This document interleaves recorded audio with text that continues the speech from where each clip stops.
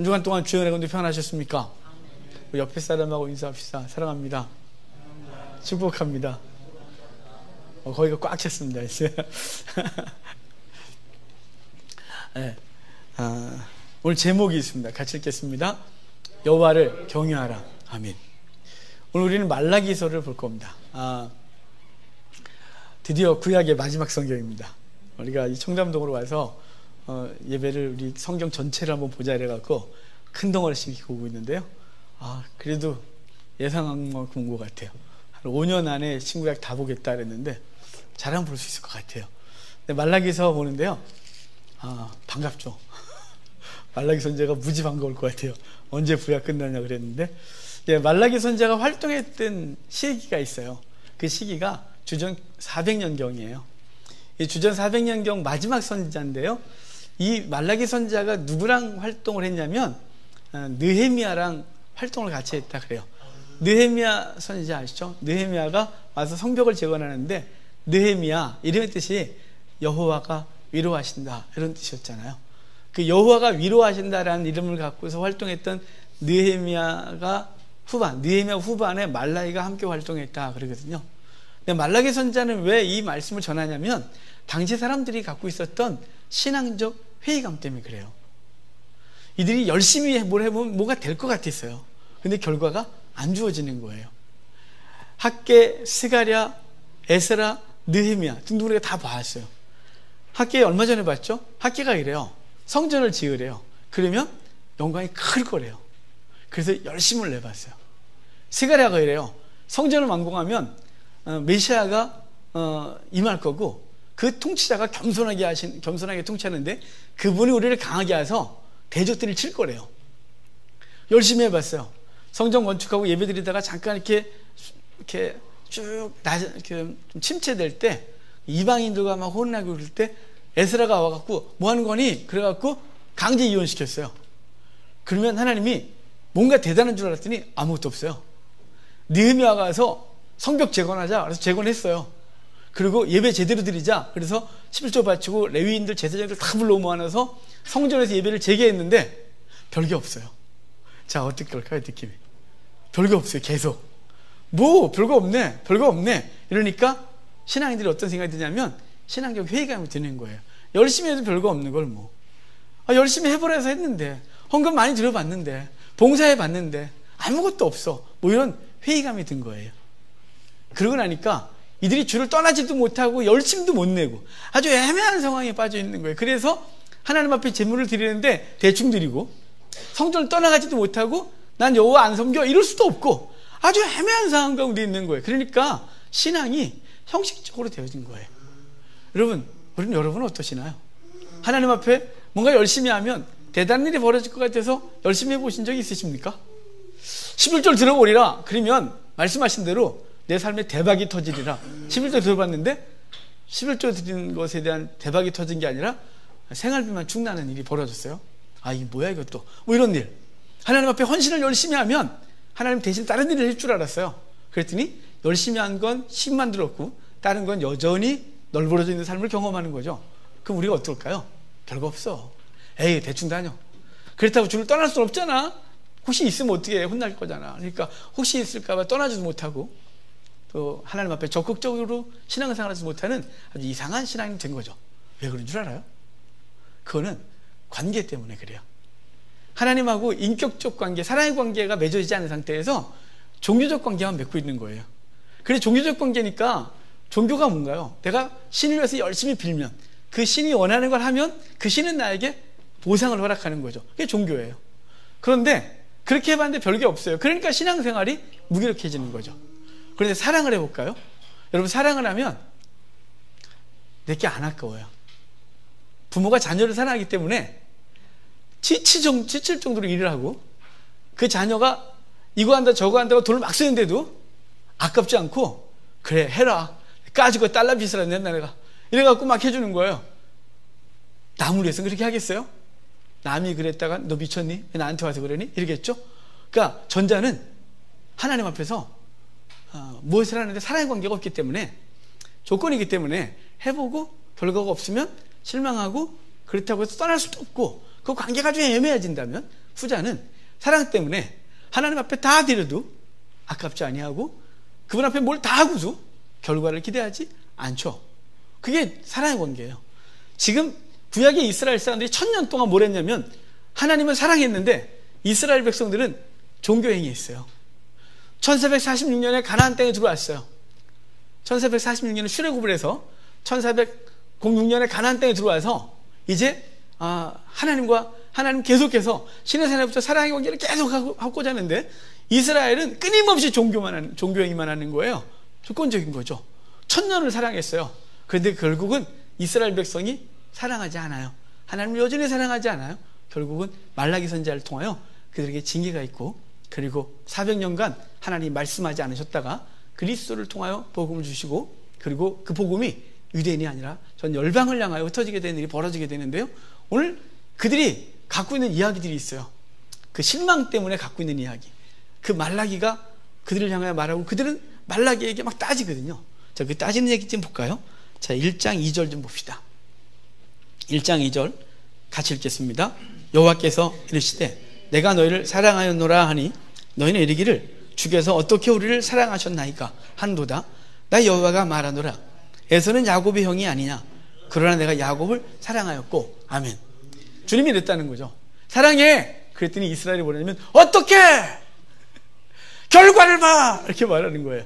왜냐하면 이스라엘은 지금 이 말라기가 활동할 때 보면, 자, 이스라엘은 주전 586년에 성전이 파괴되고 바벨론에 끌려갔다가 70년 만에 돌아와서 성전 기초놨다가 하지마! 그런데 멈췄고, 그 학개와 스가랴가 해 그래갖고 열심을 세고 했는데 결과가 별로 안 좋아서 또 에스라가 와서 좀 뭔가 제대로 해보려다가 또 주변 파괴되어지고 여러 아픔을 겪어요. 뭐 별로 나아진 게 없어요. 여전히 페르시아의 속국으로 조공받치며 살아가고, 주변에 다른 총독부보다 힘이 약해서 맨날 당하기는 하고, 그런 상태에서 주님이 이렇게 말하는 거죠. 사랑해. 그랬더니 어떻게? 이렇게 말하는 거예요. 여러분 혹시 지금 어떻게 이 말하고 싶은 분 계세요? 주님이 사랑한다 그랬더니 어떻게 내 삶을 봐요. 내 꼬라지를. 사랑하는 게 이 모양이냐고. 사랑하면 좋아야지. 사랑하면 풍성해야지. 사랑하면 내가 원하는 거 다 이루어져야지. 사랑한다면 내 삶을 왜 이렇게 만드셨어요? 라고 묻고 싶은 사람이 없느냐 이 말이에요. 저는 제 삶을 여러분이 잘 아시니까, 저는 초등학교 때부터 제가 원래 공부를 더 잘할 수 있었는데 제가 머리를 아주 벽에 박아서 뇌세포가 많이 죽었어요. 제가 머리를 박으면서 왜 이러냐고.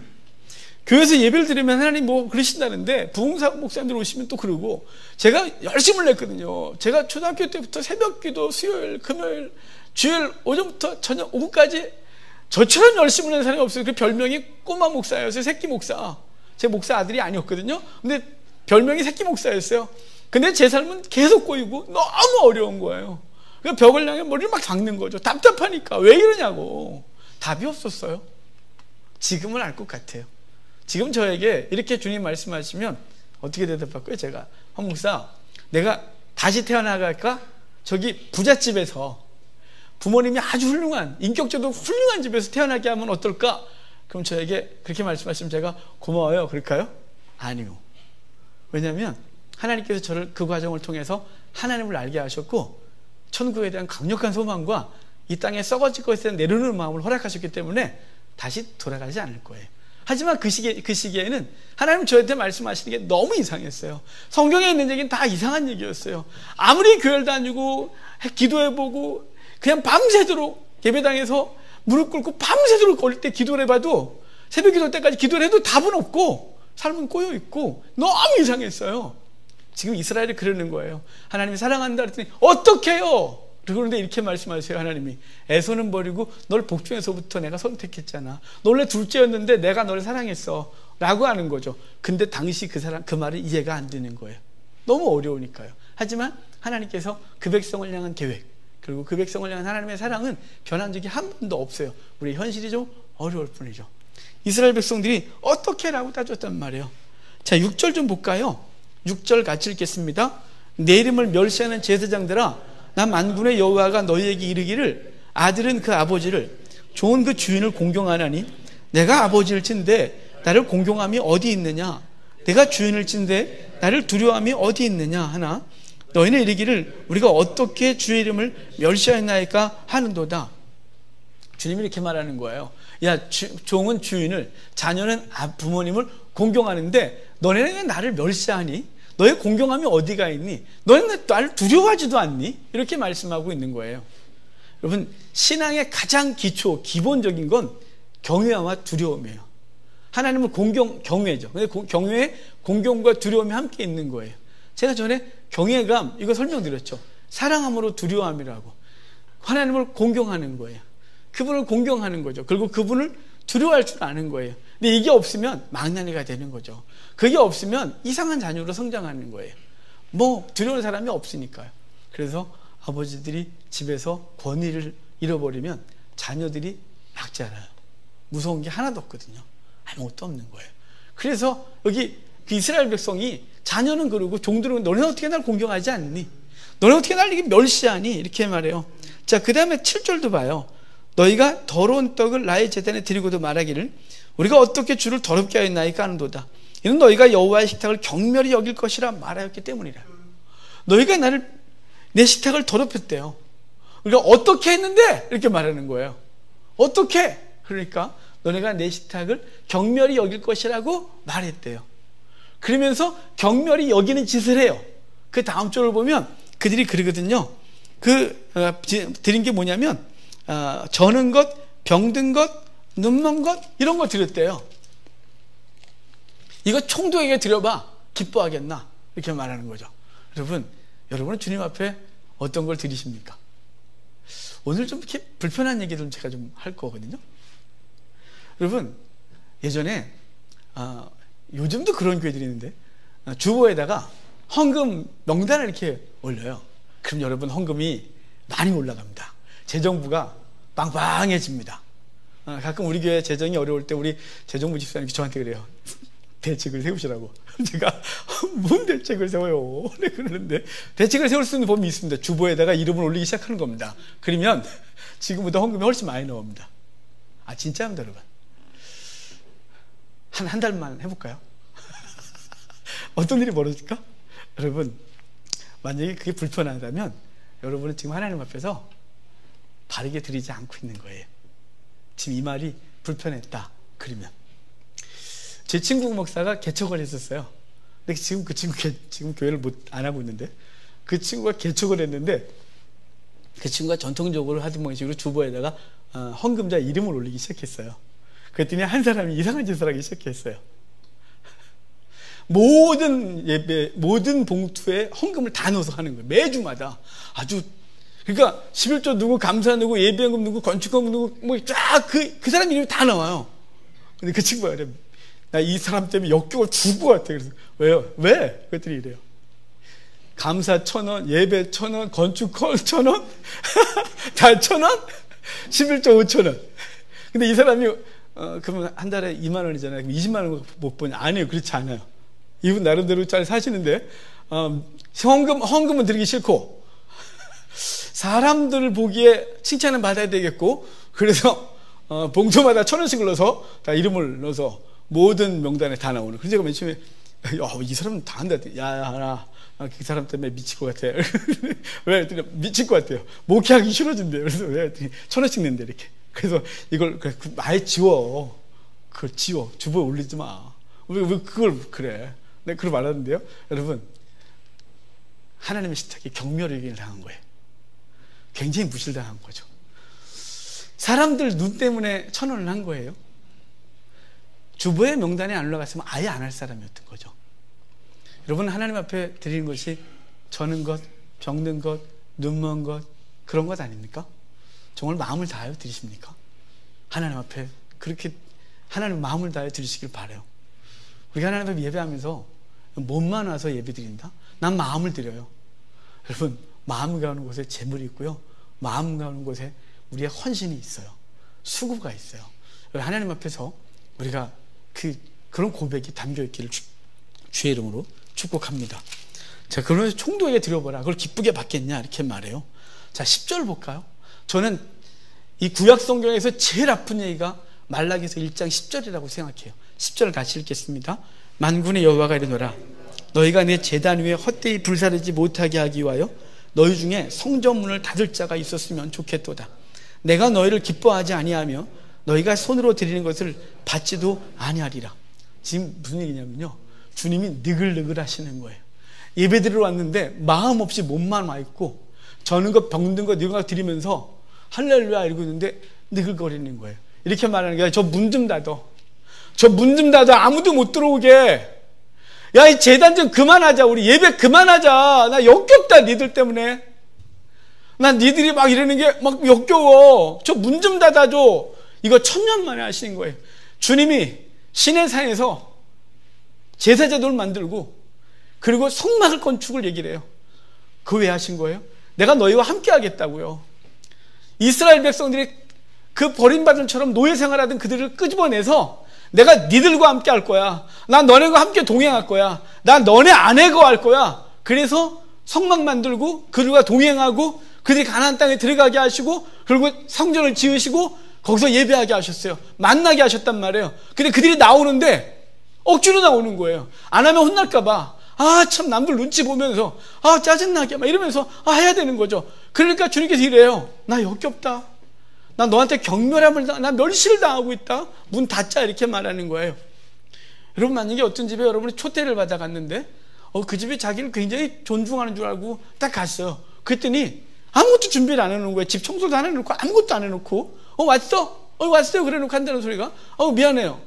깜빡했네. 불러놓고 라면 하나 먹고요. 뭐 라면 하나 대충 끓여주면 여러분이 맛있어요. 고마워 이러고 나올까요? 기분이 무지 나쁘겠죠. 왜냐하면 뭐 초대해놓고 그리고 꼭 와요. 그리고 막 초대해갖고 자기 샴페인 하나 사고 딱 갔는데 미국 문화죠. 그러니까 우리는 아닌데 그러면 안 되는데 다른 거 뭐 이렇게 맛있는 걸 사가지고 딱 갔는데 라면 하나 끓여주고 먹든지 말든지 하고 이렇게 단무지 하나 덜렁주고 그러고 있으면 멸시를 당한 거죠. 아주 능욕을 하려고 부른 거죠. 여러분, 우리가 하나님 앞에 나와서 여러분이 지금 드리고 있는 삶, 여러분이 드리는 예배, 여러분이 정금함에 넣으신 재물이 하나님이 기뻐하시는 건가 아니면 주님이 멸시를 당하는 것인지를 기억하셔야 돼요. 사람마다 다 다르겠죠. 나는 1000원이 커요. 괜찮아요. 그러니까 1000원 돈이 여기까지가? 그래갖고 달라요. 우리가 하나님 앞에 마음을 드리는 것이 있는 힘을 다 하여 그분이 기뻐하시는 것을 그 고백을 담아 드리는 거죠. 그래야 주님이 예배를 받으실 때 그 예배가 온전치 않겠어요. 그냥 몸뚱아리로 하니까 삶은 엉망이면서 일주일 동안 삶을 엉망으로 살고 그러고 와서 주여 찬송 받으셔서 무슨 찬송을 받으시겠어요? 가끔 마음이 땡기면 봉투에 좀 넣어서 이렇게 넣어드리고 하나님 앞에 기뻐하십시오. 주님이 기뻐할까요? 저는 마치 라면 하나 대충 끓여드린 것 같은 느낌이지 않을까 싶은 것이에요. 그러는 거예요. 문 닫아. 문 좀 닫아라 이렇게 말하는 거예요. 그래서 결국은 이스라엘이 마지막 선자가 끝나고 이 성전이 얼마나 농락을 당하냐면 그 성전에서 돼지피를 드리게 하고 하나님 대신 제우스를 세우게 하고 그리고 스스로 더럽히라 그러고 할례 못하게 하고 할례하면 아이와 엄마를 십자가에 달아버리고 그 엄청난 박해를 당하는 거예요. 성전이 더럽힘을 당하는 거예요. 결국은 성전이 완전히 파괴되어지고 그들이 세상을 떠돌면서 옛날을 그리워하는 거예요. 옛날을, 하나님 앞에 예배하던 날을, 그때 잘할 걸, 그때 마음을 다할 걸, 그때 하나님을 기쁘게 할 걸 이러고 있겠죠. 지금도 그들은 땅을 치고 있는 거예요. 아무것도 없으니까. 여러분, 하나님 앞에서 주님이 우리를 향하여 황목사 하립교회 문 닫아 라고 말하지 않기를 바라요. 한국교회 문 닫아 라고 말씀하시는 것처럼 들려요. 우리 믿음의 선진들이 얼마나 하나님을 기쁘게 했냐면 선교 역사 속에서 한국교회 선교는 선교 역사에서 독특한 선교 역사를 갖고 있어요. 우리나라는 선교사가 들어오기 전에 이미 우리끼리 예배하고 있었어요. 우리끼리 성경 갔다가. 대단하죠? 우리 한국교회는요, 전 세계 역사는 선교지는 지금도 끊임없이 선교회를 보내요. 필리핀 계속 보내고 어느 나라든지 선교비를 계속 보내요. 중국도 계속 보내고 그때 계속 돈이 가요. 그때 자립이 안 돼요. 그 나라들이. 우리나라는요, 교회가 세워지면서 곧바로 자립했어요. 우리 믿음의 선진들이 하나님 앞에 힘을 다하여 교회를 세웠어요. 우리 한국교회는 유일한 전통이 하나 있어요. 성미죠. 지금은 성미 안 하지만 여러분 그 성미가 목사 바꿀까 할까요? 바꿀까 봐? 아니에요. 가정에서 식사할 때 하나님 몫을 따로 띄었어요. 그래서 주일마다 헌금 성미 봉투에 담아 하나님 앞에 드려. 그것으로 성도의 교제가 일어났고 사역자들이 그것으로 생활하면서 주의 나라를 세웠어요. 지금 우리 한국교회는 헌신이 없어졌어요. 헌신이 없어졌어요. 그래서 쪼그라들고 그래서 교회가 하던 일들과 주의 나라를 축소할 수밖에 없는 이 비참한 현실 가운데 있는 거예요. 왜 이랬을까요? 주의 나라가 경멸함을, 멸시를 당하는 거예요. 그분이 존중받지 못하는 거예요. 그분이 우리의 식탁이 없는 거예요. 그분이 우리의 가정의 주인으로 섬김받지 못하는 거예요. 우리 사업터에 섬김받지 못하는 거예요. 사업을 하시는 분들은 전에 이런 얘기 듣지 않으셨어요? 어떤 회사는 그 회장 자리에 딱 이렇게 하나님을 의자를 딱 갖다 놨대. 그 자리는 하나님 자리래. 우리 기업은 주께서 그러라고 또 지금 이번에 가서 내가 우리 사무실 바꾸리라. 그런 건 없어요. 또 이상하잖아요. 또 그러니까 중요한 건 뭐냐, 마음이 그렇다 이 말이에요. 그들은 하나님 앞에서 실존 앞에 서 있었단 말이에요. 여러분 오늘 예배 드리면서 그분의 실존 앞에 서 있는 것입니까? 아니면 오늘 주일이니까 가야 돼 라고 해서 와서 예배를 드리고 있는 것입니까? 주님께서 우리 한국교회를 향하여 문 닫아 이 소리를 안 하기를 간절히 바랄 뿐이에요.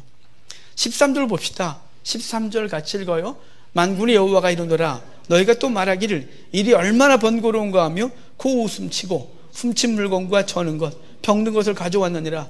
너희가 같이 봉헌물을 가져오니 내가 그것을 너희 손에서 받겠느냐. 이는 여호와의 말씀이니라.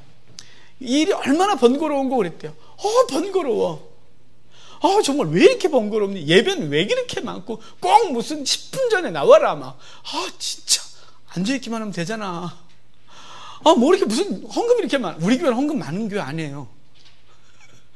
우리가 봉투 딱 하나 있어요. 저기 예배임을 11조 빨고 저기 그냥 봉투 하나 있어요.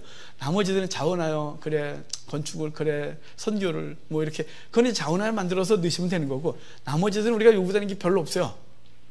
그런데 많은 교회들이 여러 봉투가 있죠. 여러분 너무 비난하지 마요. 돈이 아까워서 비난하는 거예요. 사실 우리 속에 돈 욕심이 많아서 그게 다 비난하는 거예요. 여러분 하나님께서 우리 인생을 다 요구하시면 드린다고 하지 않으세요?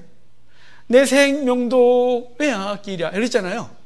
근데 우리는 돈 얘기만 하면 생명보다 더 아까워서 뭐 이렇게 번거로워 뭐 이렇게 많은 거야 이렇게 말하는 거예요. 여러분 그러지 마세요.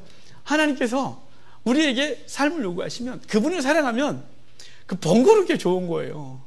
사랑하면 귀찮게 하는 게 좋은 거예요. 자녀를 키우시잖아요.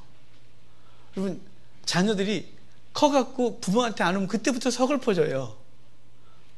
애들이 옆에서 치근덕거릴 때가 행복해요. 그게 번거롭거나 불편해가 아니라 그게 행복인 거죠. 와서 앵기고 불편하게 하고 그리고 내가 사랑을 줘야 되고 그 시기를 놓치면 어느 날부터인가 우리는 허전하고 불행하고 이상하다는 느낌이 들걸요. 여러분 하나님을 사랑하면 번거로운 게 없어요. 사랑하지 않으니까 번거로운 거예요. 사랑하지 않으니까 다 불편한 거예요. 일일이 다 시험거리가 되는 거예요. 여러분 하나님 앞에서 번거롭다 하지 마세요. 14절 봐요. 너희가 수컷 가운데 너희 안에 수컷이 있는데 화목제물로 흠 있는 것들인데 서원예물. 여러분 여기 서원예물 이게요 얼마나 재밌냐면 서원을 할 때 만약에 헌금을 드리라 그러면 많이 드리겠죠. 자 지금 생각해 봅시다. 지금 엄청난 문제가 있어요. 근데 그 문제를 해결해 주시면 하나님 내가 하나님 앞에 내 삶을 드리겠나이다. 그런데 그때 헌금을 주님 요구하시면 이렇게 주판 튕기면서 이렇게 드릴까요? 그거 들어주실 건데 어마어마하게 드리겠죠. 근데 이스라엘의 서원 예물은 서원할 때 드리는 게 아니고 서원이 다 이루어진 다음 하나님께서 주신 다음에 그걸 갚을 때 드리는 거예요. 감사해서. 한나가 하나님 앞에 아들 하나 주시면 바치겠대요. 그때 뭘 드린 게 아니에요. 그때 기도만 했어요. 그랬더니 알았다 그랬고 결국 하나님이 아들 주셨거든요. 그때 아들 주셨을 때 한나가 가져간 예물이 있어요. 수소 3마리, 포도주 가죽 부대, 그리고 밀가루 한 에바를 가져가서 하나님 앞에 드리고 주변 사람과 소 3마리를 다 같이 나눠 먹는 거예요. 수소 3마리를. 그 하나님 앞에 마음을 다해 드리는 거죠. 아들 바칠 때인데 주신 아들 6살, 7살 요 정도 했을 때 너무 이쁠 때, 그때 정말 꼭 드려야 되는 거예요? 이러고 싶을 때 드리면서 하나님 앞에 큰 예물을 드리는 거예요. 그런데 여기 뭐라 그래요? 서원을 갚을 때 뭐 하냐면 흠 있는 것 드린대요. 수컷이 있는데, 수컷이 있다는 말은 때 중에 수컷이 가장 좋은 예물이거든요. 그걸 안 드리고 드리기도 아까워 죽겠는데 너라도 해, 너나 드리자 이래갖고 형식적으로 무엇인가를 드리고 있는 것, 주님이 그걸 받으시고 기뻐하겠냐? 라고 말하고 있는 거죠. 1장이 바로 그 얘기를 쭉 하고 있었어요. 자, 2장 중간 좀 넘겨두고 13절 가볼까요? 2장 13절 같이 읽겠습니다. 너희가 이런 일도 행하나니 곧 눈물과 울음과 탄식으로 여호와의 제단을 가리게 하는도다. 그러므로 여호와께서 다시는 너희의 봉헌물을 돌아보지도 아니하시며 그것을 너희 손에서 기꺼이 받지도 아니하시거늘. 그럼 너희가 이런 일도 행한다, 이 말이 무슨 얘기냐면 앞뒤를 다 보면 이런 얘기예요. 그 뒤에 보면 너희가 네 아내에게 거짓을 행했대요. 그러니까 너희가 이런 일도 행한다, 그래서 눈물로 제단을 가렸다니까 뭔 짓 했는데 이렇게 말하는 거예요. 그랬더니 너희가 너희 아내한테 거짓을 행했대요. 앞뒤를 보면 이래요. 이스라엘 사람들이 음행을 하는 거예요. 음란한 일을 하는 거죠. 그리고 이슬람은 이혼이 쉽다죠. 이렇대요. 그 아내에게 이혼 그 이혼이래요. 나쁜 것들 같으느라고. 이스라엘도 그래 있어요. 고대 때 이스라엘도 남편이 이혼을 선언하면 이혼인 거예요. 남편들도 나도 그냥 이러면 여기 그런 뜻이 아니에요. 여기 그렇게 막 하는 거예요. 왜냐면 왜 그렇게 할까요? 이유가 있어요. 앞뒤 다 보면 이들이 음란했어요. 그래서 음란을 했는데 그 아내를 내쫓아야 되겠는데 그들이 이 아내가 불편한 거죠. 그러니까 이혼하는 거예요. 그리고 음행을 하는 거죠. 주님께서 이렇게 말해요. 야, 하나님의 영이 풍성한데 왜 아담한테 하와 하나만 만들어준 줄 아니? 야, 하나님이 아담한테 수만 명 여자를 못 만들어줄까? 까짓 거 뭐 만들어줄 수 있어. 머리카락 확 뽑아갖고 후 그러면 뭐 다 할 수 있어. 근데 왜 하나만 만들어준 줄 아니? 거룩한 백성을 잉태하게 하기 위함이야. 이렇게 말하는 거예요. 자, 이 시대가 음란하대요. 이 시대가 우리의 자녀들이 악하고 바르지 않은 거예요. 왜일까요? 우리 탓인 거예요. 우리가 하나님 앞에서 바르지 않은 거예요. 그래서 우리의 자녀들이 바르지 않은 거예요. 그리고 우리의 재물이 하나님 앞에 드려지지 않았기 때문에 주님께서는 그것을 받지 않으셨으면 우리의 삶이 다 무너지게 되는 거예요. 너희가 악한 짓을 했다 이렇게 말하는 거예요. 그래서 세상 사람들이 너희들의 삶을 보고 하나님 앞에 나오는 걸 네가 담을 쌓아서 제단 앞에서 눈물을 흘리게 하고 그랬다는 거죠. 여러분, 우리가 하나님 앞에서 바르게 하셔야 돼요. 특별히 남자분들은 잘하셔야 돼요. 눈을 아래로 훑으면서 그러면 이혼 안 되니까 또 그러지 마시고. 또 아내들도 마찬가지죠. 여러분, 그 삶 때문에, 그렇기 때문에 하나님의 자들이 막혔대요. 주의 자들이 다 막혀서 그들이 하나님 앞에 나오는 것들이 다 막혔대요. 자, 교회가 음란한 문제와 이 모든 문제들이 그런 문제들이 드러나면 세상 사람들이 주 앞에 나오는 것을 돌이켜요. 가정이 무너져요. 우리 자녀들이 무너져요. 그래서 우리 자녀들도 우리보다 더 악한 세대로 되는 거예요. 여러분, 절대로 그러시면 안 되는 거예요. 자, 17절 봅시다. 17절 같이 읽어요. 너희가 말로 여호와를 괴롭게 하고도 이르기를 우리가 어떻게 여호와를 괴롭혀 들었나이까 하는도다. 이는 너희가 말하기를 모든 악을 행하는 자는 여호와의 눈에 좋게 보이며 그에게 기쁨이 된다 하며 또 말하기를 정의 하나님이 어디 계시냐 함이라 그래요. 그러니까 너희가 나를 괴롭힌대요. 그러니까 이래요. 어떻게, 말라기는 계속 어떻게를 따지거든요. 어떻게 괴롭혔는데? 그랬더니 그래요. 악한 놈이 더 잘 돼. 정의 하나님이 어디 계시니? 너희가 그렇게 말하고 있대요. 여러분, 하나님은 정의로우실까요? 아니실까요? 그분은 정의로우세요. 근데 그분의 정의로움이 오래 참으시는 정의로움이기 때문에 우리가 깜빡하고 있는 거예요. 만약에 하나님이 어떤 문제에서 즉각적으로 행동을 취하시면 우리는 다 죽었거나 아니면 벌벌 떨면서 그분 앞에서 오늘을 살아가겠죠. 근데 그분이 오래 참으신다니까요. 그분이 인내하신다니까요. 그분 끊임없이 깨닫게 하신다니까요. 선자들을 통하여 하나님의 말씀을 통해 끊임없이 말한다니까요. 그것이 옳지 않다고. 근데 그 끊임없이 참으시는 하나님의 그 인내하심, 그 공의로우심을 무시하면서 그분 정의롭지 않아, 악한 놈들 다 잘 되잖아 라고 말한대요. 그 소리가 주님은 괴롭대요. 아모스에서 그랬어요. 너희가 이렇게 죄를 짓는 건, 이게 악한 짓을 하는 건 너희가 스스로 말하기를 흉한 달이 멀어, 심판 멀었어, 하나님 잘 안 웃네 라고 말하고 있기 때문에 너희가 그 짓을 계속하고 있대요. 여러분이 혹시 그러지 않기를 바라고 우리가 하나님 앞에서 그분의 공의로우심, 정의심, 정의로움 앞에서 우리의 삶을 돌아볼 줄 아셔야 돼요. 자, 3장 7절로 갈게요. 3장 7절 같이 읽어요. 만군의 여호와가 이르노라. 너희 조상들의 날로부터 너희가 나의 규례를 떠나지 아니하. 그러니 내게로 돌아오라. 그럼 나도 너희에게로 돌아가리라 하였더니 너희가 이르기를 우리가 어떻게 하여야 돌아가리까 하는도다. 자, 이스라엘 백성들에게 주님께서 돌아와! 그랬더니 이렇게 말하는 거예요. 어떻게 돌아가? 와 있잖아! 지금 여러분이 이렇게 와 있는데, 여러분, 우리 주 앞에 섭시다 그랬더니, 서 있잖아! 이렇게 저한테 말하는 거예요. 지금 여기서 말하는 거 뭐냐면, 너희가 주께 돌아오라 이 말은 몸뚱아리만 말고, 가끔 재물 들여온 거 말고, 삶이 주 앞에서 온전했기를 바라는 거예요. 그분의 말씀대로 사는 것, 그래서 주 앞에 돌아오라 이렇게 말하는 거예요. 형식적으로 신앙생활하는 거 말고요. 그러니까 어떻게 돌아가냐? 그게 뭐냐면 주의 말씀대로 살아가는 거예요. 주님께서 기뻐하시는 대로 사는 것, 우리가 돌이켜야죠. 하나님 앞에서. 그 다음 줄도 볼까요? 그들이 또 어떻게가 또 나와요. 8절에 같이 읽어요. 사람이 어찌 하나님의 것을 도둑질하겠느냐? 그러나 너희는 나의 것을 도둑질하고도 말하기를 우리가 어떻게 주의 것을 도둑질하였나이까 하는도다. 이는 곧 11조와 봉헌물이라. 너희가 내 거 도둑질했다? 그랬더니 뭐 했는데? 이렇게 말하는 거예요. 어떻게 했는데? 그랬더니 11조와 봉헌물이다 이렇게 말하는 거예요. 11조와 봉헌물, 참 한국에서 예전에는 안 그랬는데 이렇게 11조가 불편해졌는지 모르겠어요. 11조 얘기가 이게 불편해진 게 얼마 안 됐어요. 한 25년 30년 전에 서점에 11조 폐하해졌다 이런 책이 나왔어요. 그래서 제가 그거 갖고 반박하고 했던 기억이 있어요. 지금도 계속 성경 가르치러 다니다 보면 종종 몇몇 분이 11조 폐하해진 거 아니냐고 저한테 질문을 해요. 한 번은 신학교 가서 강의했더니 신학교 학생이 끝나고 나왔더니 저한테 그 사람은 11조 폐했다고 가르치는 것 같아요. 저한테 따지고 또 한 번은 평신도 집사님이 성경을 무지하게 하는 분이 합숙 들어와서 공부하셨는데 그분이 저한테 와서 11조를 막 따지기 시작하는 거예요. 폐하해졌다고.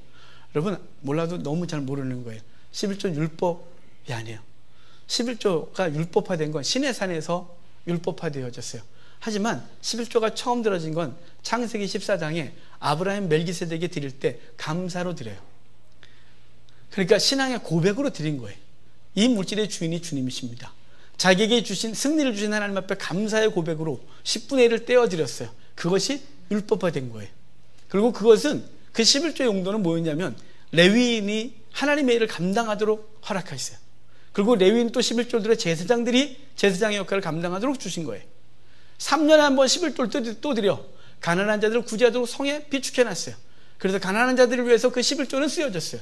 그러니까 이스라엘 백성들 거의 10에 한 2조 정도를 드리게 되는 것이죠. 여러분 우리에게 11조는 율법이라고 생각했을 때 폐해진 거예요. 그것이 아니라 완성된 것이에요. 고백이에요. 하나님 앞에 10분의 1을 드림으로 내 삶의 주인이 주님이신 것을 고백하는 거예요. 이 물질의 주님은 주님이신 것을 고백하는 거예요. 그리고 감사로 하나님 앞에 드려 이 물질이 하나님의 나라를 위해 쓰여지는 거예요. 그럼 11조 목사리가 주냐? 아니에요 여러분. 그 11조 중에 여러분이 드리는 헌금 중에 사역자들이 사례비를 받습니다. 그리고 구제를 하고 선교를 하고 교회를 유지하고 복음 증거하는데 그 물질이 쓰여집니다. 여러분 한국교회에서 재정의 3분의 2는 11조로 채워집니다. 자 11조를 안 드려도 지역 안 갑니다. 걱정하지 마십시오. 안심하십시오. 그게 지역 문제가 아니니까. 하지만 11조가 중요한 문제는 뭐냐면 복음 증거하는 데 있어서 11조와 헌물은 복음 증거하는 데 너무너무 필요한 것이에요. 복음은 맨몸으로 증거되지 않습니다. 세체어로만 증거되지 않습니다. 복음 증거하기 위하여 우리의 헌신과 수고가 필요한 것입니다. 때로는 10분의 2를 드리려고 해도 드려야 될 것입니다. 여러분 왜 그것이 아까도 말했지만 왜 그것이 문제가 됐을까요? 한 20, 30년 전부터 한국교회에 11조는 폐해졌다는 이 논쟁 갖고 지금을 싸우고 있을까요? 이 싸움을 왜 하는 것일까요? 근본은 뭐가요? 욕심이에요. 그 근본이 돈에 대한 욕심이 있어서 내 생명 다 요구해도 드릴 수 있지만 돈은 드릴 수가 없다. 이것이 11조 폐지론자들이 갖고 있는 생각이에요. 여러분 11조는 폐지됐거나 폐지될 것도 아니에요. 그건 율법 이전에 고백이었기 때문에 그러고 그 고백은 완성되었어요. 우리의 생애 전체를 다 드리는 거죠. 누가 이렇게 했어요? 11조 드리는 거 감사하라고 10에 10 다 드렸으면 어떻게 할 뻔했냐고. 그럼 맞는데? 네, 그랬어요. 어차피 다 주의 것인데 주께서 쓰시고자 하실 때 우리가 드리겠나이다 라고 했던 것이 봉헌물이에요. 여러분, 저 예배당 들어올 때 그냥 몸만 쑥 들어오지 마십시오. 여러분이 하나님 앞에 제물을 드리지 않는다고 주의 나라가 무너지지 않습니다. 안 무너집니다. 여러분, 하나님의 일은 하나님께서 직접 하십니다. 너희가 외치지 않으면 돌들을 통해 할 거고, 에스더에게 너 이 난구에 대해서 얘기하라 할 때 에스더가 못하니까 네가 아니면 넌 죽고 딴 사람을 통해 할 거야 라고 주께서 말씀하셨습니다. 여러분이 저 봉투에 넣어서 저게 넣는 것으로 교회가 부여해지지 않습니다. 그렇다고 안 한다고 해서 교회가 무너지지 않습니다. 하나님이 하십니다. 하지만 중요한 건 뭐냐면 우리가 하나님 앞에 우리의 삶을 어떻게 드리냐, 그분의 나라를 위하여 우리가 얼마나 마음을 쓰느냐, 이게 고백에 담겨 있는 것이기 때문에 오늘 전 작정을 하고 말할 수 드리고 있는 거예요. 제가 헌금 얘기를 거의 진짜 몇 년 만에 하고 있는 것 같아요. 제가 요새 일주일 내내 기도했어요. 주여, 제발 이것 때문에 시험 드는 사람 없도록 하옵소서. 내가 할 말을 해야 되겠습니다. 주여, 가르칠 거 한번 가르쳐야죠 라고 했는데, 여러분, 우리 교회 성도들은 안 그런 줄 알아요. 그런데 여러분, 여기 그러면서 이래요. 10절에 하나님 앞에 드리래요. 시험해 보래요. 쌓을 것이 없도록 붙지 아니하라 보라는데요. 시험해 봐라. 여기 시험이 테스트해 봐라.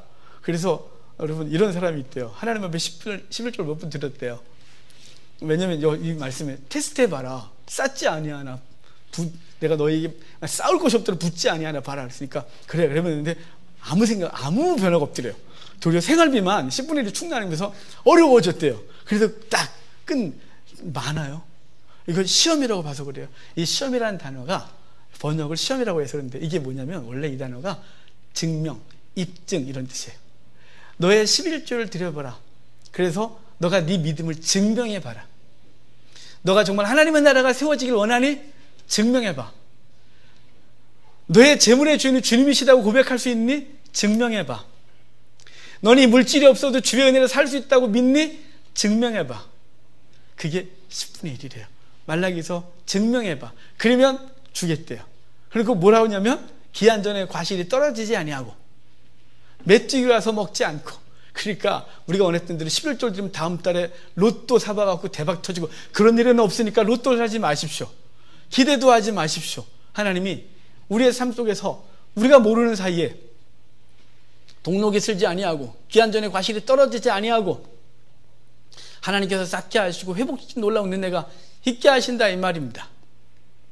제가 종종 말씀드리잖아요.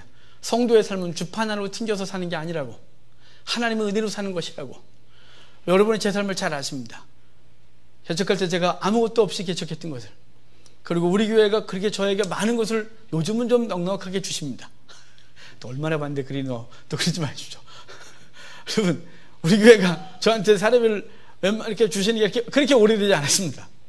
그럼 저는 굶어 죽어야 되느냐? 우리 애 벌써, 그렇고 우리 애들 다 컸습니다. 굶은 적 없습니다. 우리 아이들 가르치고 싶은 것들을 가르쳤습니다.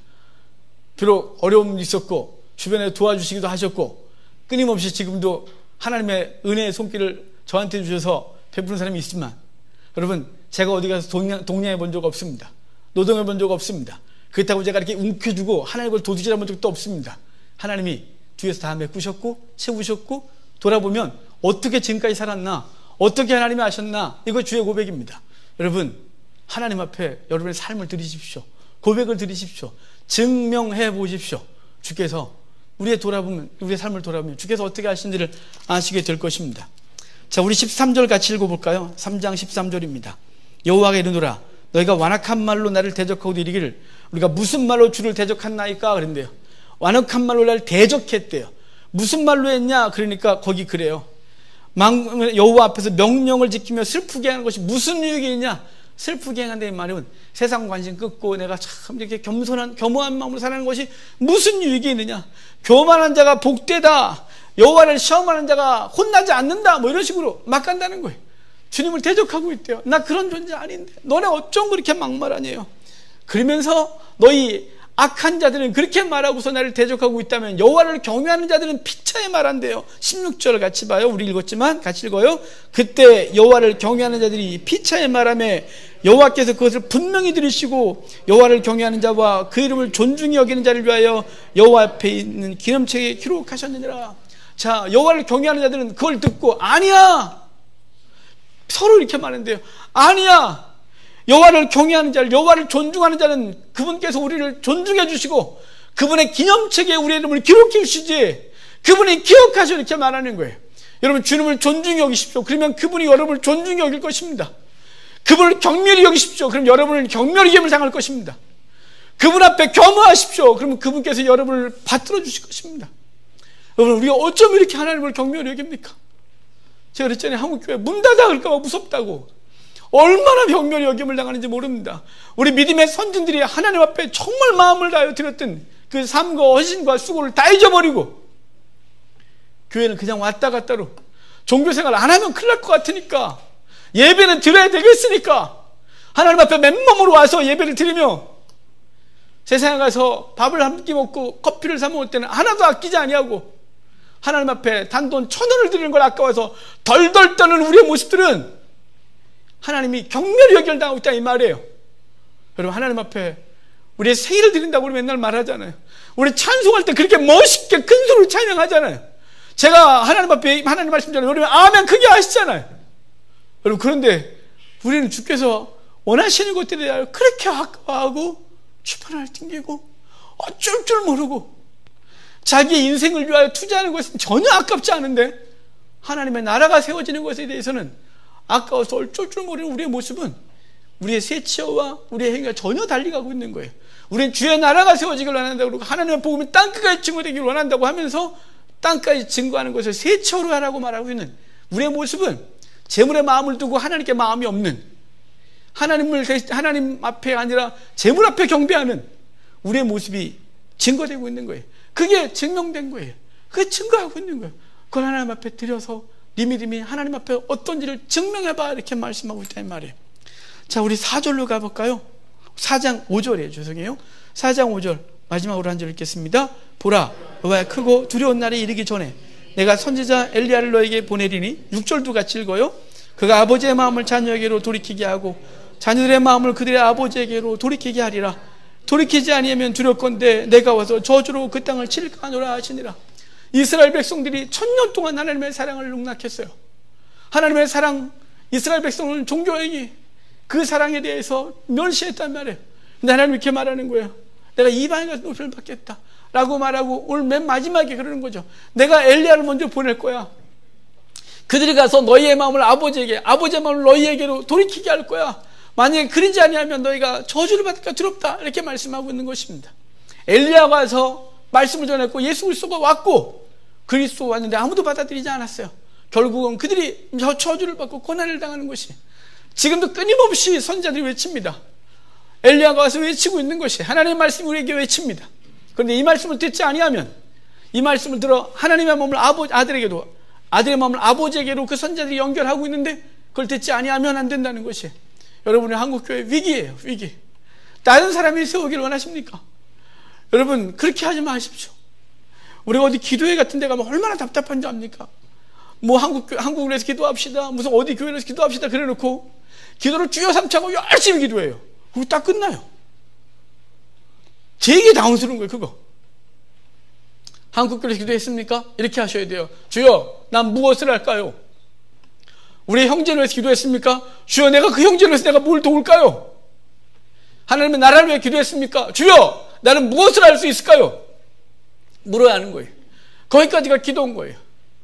여러분이 하나님 앞에서 이 구약을 마치면서 하나님 앞에서 우리의 신앙을 좀 돌아봤으면 좋겠습니다.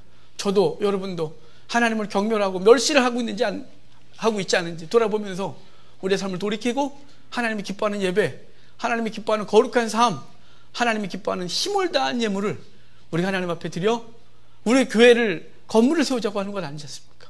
주의 나라를 세워가고 복음 증거하는데 우리의 헌신과 수고가 쓰임받기를 주여 여러분 축복합니다. 다 같이